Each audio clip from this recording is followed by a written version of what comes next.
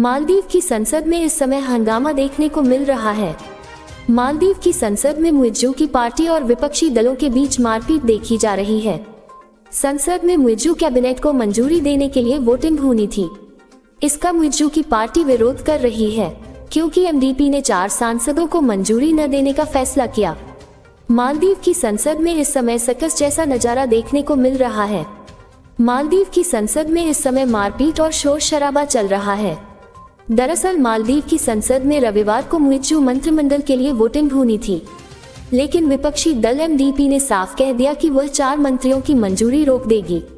इसके विरोध में मालदीव में सत्ताधारी दल विरोध में उतर गया है। सत्ताधारी गठबंधन पीपीएम-पीएनसी के सांसद सदन में विरोध कर रहे हैं। वह नहीं चाहते कि वोटिंग हो क्योंकि सदन में वह अल्पसंख्यक हैं। अब आपके मन में सवाल होगा कि सदन में अल्पसंख्यक होकर भी आखिर मुइज्जू राष्ट्रपति कैसे बन गए। तो मालदीव में लोकतांत्रिक प्रक्रिया भारत से काफी अलग है। पहले हम मालदीव की व्यवस्था समझ लेते हैं और फिर इसके बाद जानेंगे कि आखिर मालदीव में इस समय क्या हो रहा है। मालदीव की संसद को पीपुल्स मजलिस कहते हैं। मालदीव में सांसद और राष्ट्रपति का चुनाव अलग अलग होता है। पिछले साल मालदीव में राष्ट्रपति का चुनाव हुआ था, वहीं पीपुल्स मजलिस के सदस्यों का चुनाव 2019 में हुआ था। मालदीव में जनता सीधे राष्ट्रपति को चुनती है। 50% से ज्यादा वोट पाने वाला उम्मीदवार राष्ट्रपति चुना जाता है। अगर 50% वोट किसी को न मिले तो सबसे ज्यादा वोट पाने वाले 2 उम्मीदवारों के बीच मुकाबला होता है। इनमें जो भी सबसे ज्यादा वोट पाता है वो राष्ट्रपति चुना जाता है। पिछले साल हुए चुनाव में मोहम्मद मुइज्जू को 54% वोट मिले थे। 2019 में सांसदों का चुनाव हुआ था। 17 मार्च 2024 को एक बार फिर चुनाव होने हैं।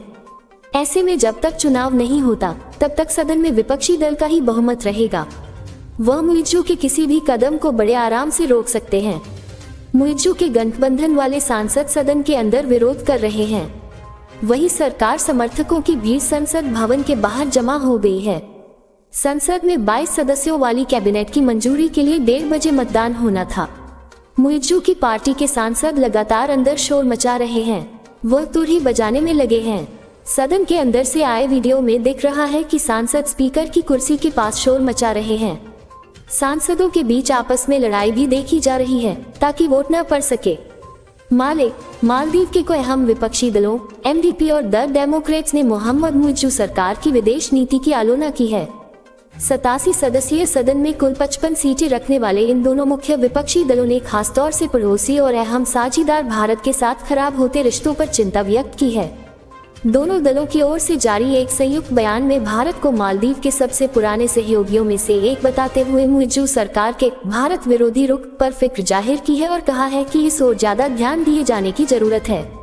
मोहम्मद मुइज्जू सरकार की ओर से अनुसंधान और सर्वेक्षण के लिए एक चीनी जहाज को मालदीव के बंदरगाह पर आने की अनुमति देने के फैसले को भी इन दोनों पार्टियों ने देश की विदेश नीति के दीर्घकालिक विकास के लिए बेहद हानिकारक करार दिया है।